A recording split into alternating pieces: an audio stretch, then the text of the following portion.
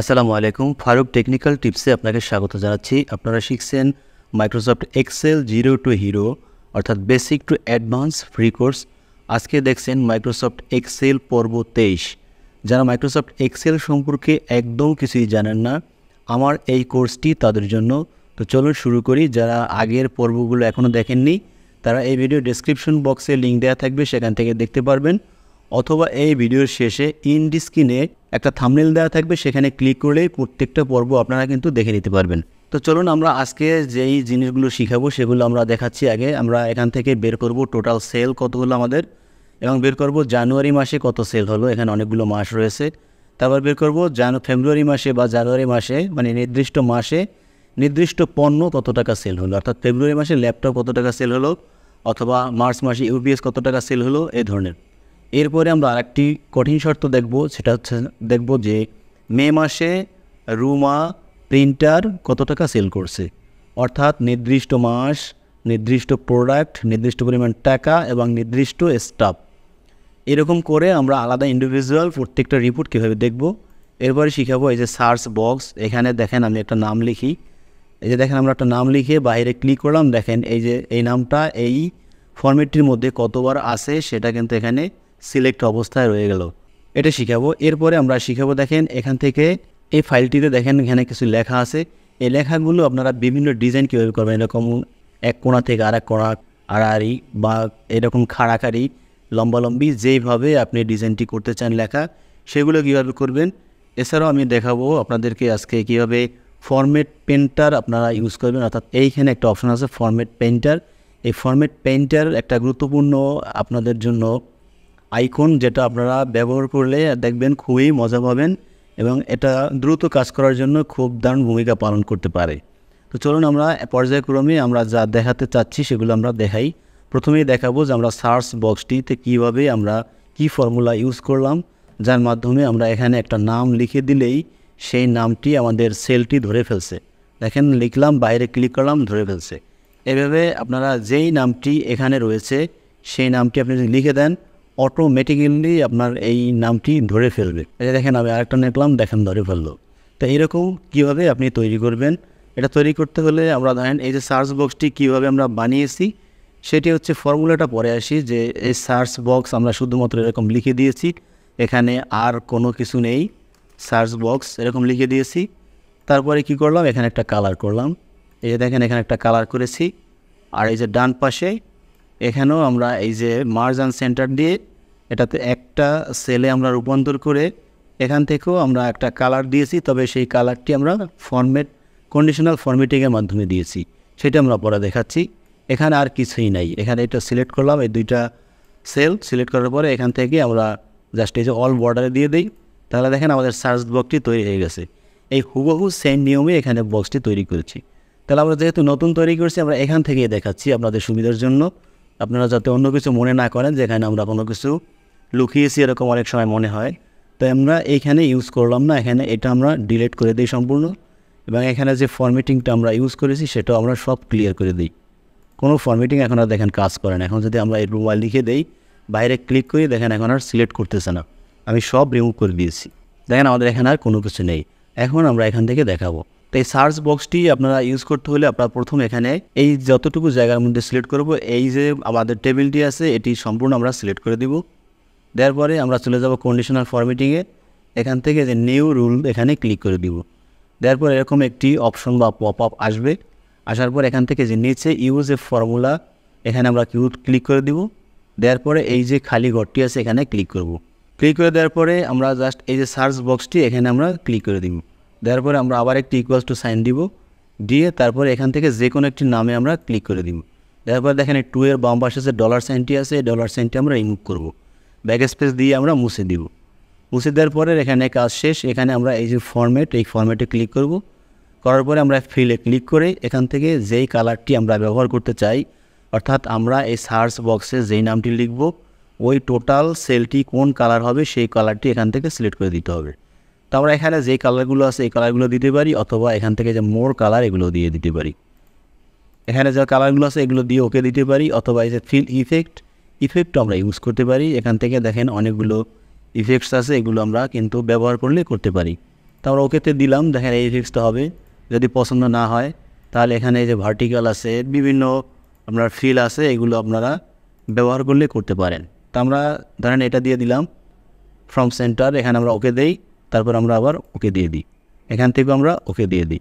তা আমাদের কাজ সম্পূর্ণ শেষ। আমরা এখানে এখন দেখেন ক্লিক করি, এখানে ক্লিক করে আমরা জাস্ট লিখে দেই, এখানে আরেকটি নাম লিখে দেই, যেমন আমরা লিখে দেই লিমা। লিমা লিখে আমরা বাইরে ক্লিক করি, দেখেন আমাদের লিমা ওই কালারটি আমাদের হয়ে গেল।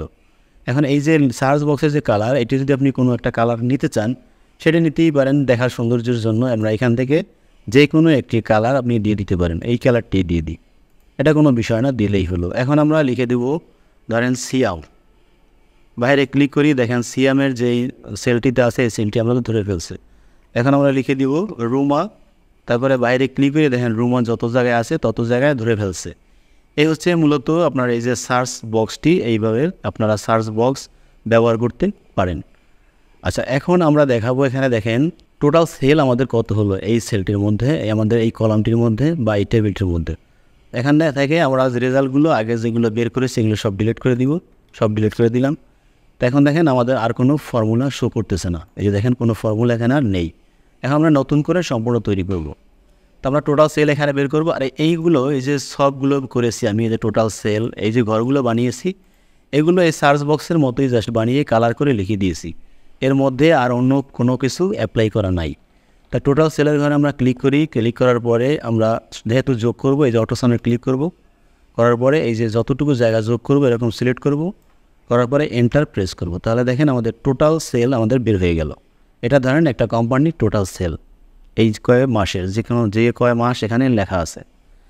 এখন আমরা বের করব কি জানুয়ারি মাসে টোটাল সেল কত। তো জানুয়ারি মাসে টোটাল সেল কত এটা যদি আমাদের বের করতে হয় তাহলে আমরা একটি ফর্মুলা ইউজ করতে হবে, যেটার নাম হচ্ছে সাম ইফস। তো আমরা ইকুয়ালস টু সাইন দিব, দেওয়ার পরে আমরা লিখে দিব সাম ইফস। এই যে দেখেন second some ifs, some if একটা, ইফস একটা, যেটার সাথে এস যোগ করে এটাতে আমরা ডাবল ক্লিক করে দিন। ডাবল ক্লিক করে দেওয়ার পরে আমরা আমাদের এই যে টাকার অঙ্ক যে এই কলামটিতে লেখা, এই কলামটি আমরা পুরো সিলেক্ট করে দিব। এই পর্যন্ত সিলেক্ট করে দেওয়ার পরে আমরা একটা কমা দিব, কমা দিয়ে এরপরে আমরা দিব এই মাসের যে ঘরটা, যেহেতু আমরা নির্দিষ্ট মাস এবং নির্দিষ্ট টাকা আমাদের বের করতে হবে, এই মাসের এই ঘরটা আমরা পুরো সিলেক্ট করে দিচ্ছি। দেওয়ার পরে আমরা একটি কমা দিয়ে তারপরে আমরা এখন এখান থেকে ডাবল ইনভার্টেড কমা দিয়ে, আমরা যেহেতু জানুয়ারি মাস আসছি এজন্য আমরা ডাবল ইনভার্টেড কমার মধ্যে আমরা জানুয়ারি লিখে দেব, লিখে আবার ডাবল ইনভার্টেড কমা দিয়ে এটাকে ডাবল ইনভার্টেড কমার মাঝখানে রাখবো, রাখার পরে আমরা ফার্স্ট ব্র্যাকেট ক্লোজ করব। ক্লোজ করে আমরা যখন কিবোর্ড থেকে এন্টার প্রেস করব, তাহলে দেখেন আমাদের জানুয়ারি মাসে কত টাকা সেল হলো সব কিন্তু আমাদের এখানে বেড়ে গেছে। 2,13,500 টাকা আমাদের জানুয়ারি মাসে সেল হয়েছে। এখন যদি আমরা সেলটা ফেব্রুয়ারি মাসে দেখতে চাই তাহলে এখানে আবার একটা ডাবল ক্লিক করি, করার পরে জাস্ট এই যে জানুয়ারি মাসটি আছে সূত্রটি মনে রাখবেন বা লিখে রাখবেন নোট খাতায়।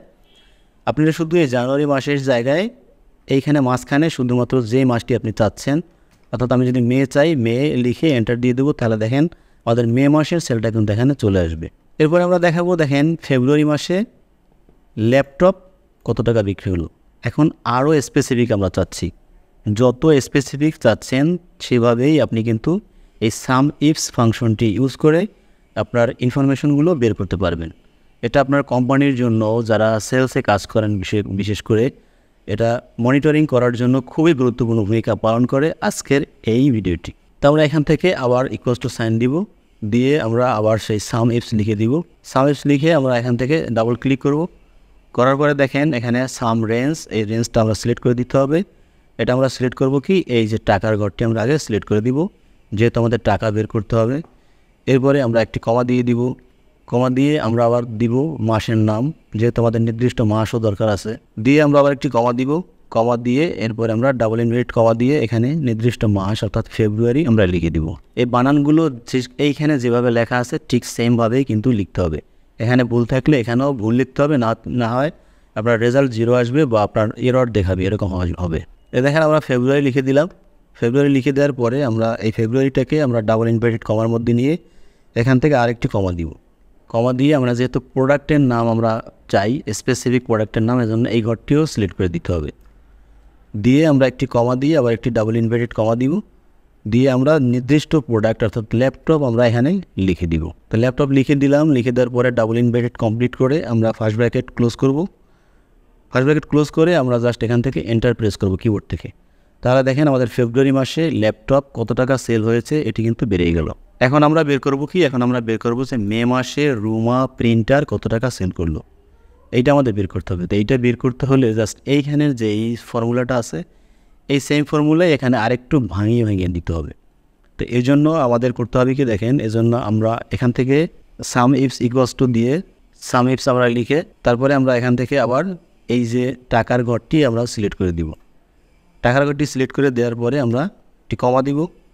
কমা দিয়ে আমরা আবার সিলেক্ট করব আমাদের যেই মাসের নাম, যেই মাসের নির্দিষ্ট মাসে বের করব সেই মাসের ঘরটিও আমরা সিলেক্ট করে দিব। এরপরে আমরা আবার কমা দিয়ে দিব। দেওয়ার পরে আমরা যেহেতু নির্দিষ্ট মাস বের করব এজন্য আমরা ডাবল ইনভার্টেড কমা দিয়ে আমরা এখানে মে মাস লিখে দিব। আমরা মে মাসেরটা বের করতে চাই, কারণ রুমার মে মাসেই আপনার প্রিন্টার সেল আছে। যদি আপনার এপ্রিল মাস দেন তাহলে এখানে রেজাল্ট 0 হবে, কারণ এই রুমারটা খুঁজে পাবে না, এজন্য। তারপরে এই মে মাসের মধ্যে আমরা এটাকে আটকে দিলাম। তো দেওয়ার পরে আবার একটি কমা দিব। কমা দিয়ে আমরা এখন কোন প্রোডাক্ট, এই প্রোডাক্টটি যেহেতু বের করতে হবে আমরা প্রোডাক্টের ঘরও সিলেক্ট করে দিব। দেওয়ার পরে আমরা আরেকটি কমা দিব।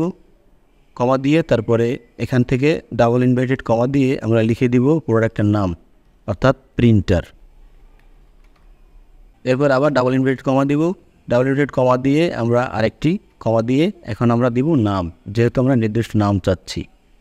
এটাকে সিলেক্ট করে আমরা ডাবল ইনভার্টেড কমা দিয়ে সিঙ্গেল কমা দিয়ে ডাবল ইনভার্টেড কমা দিব।